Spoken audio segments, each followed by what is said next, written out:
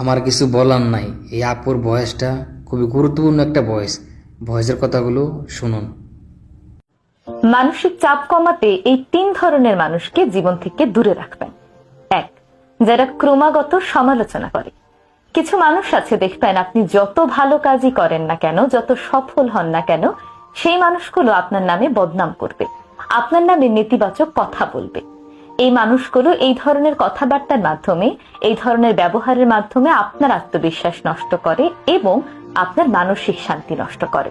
তাই এই ধরনের মানুষকে প্রথমেই জীবন থেকে বাদ দিয়ে দিন। 2, যারা অনেক বেশি নাটকীয় এবং ঝগড়াটে। কিছু মানুষ আছে দেখবেন ছোট ছোট ব্যাপার নিয়ে অনেক বড় বড় ড্রামা ক্রিয়েট করে, ঝগড়া করে, অশান্তি সৃষ্টি করে।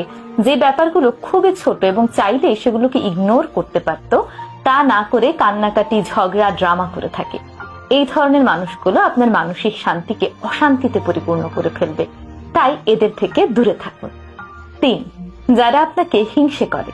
কিছু মানুষ আছে দেখবেন আপনার সফলতার কথা শুনে কখনোই খুশি হবে না।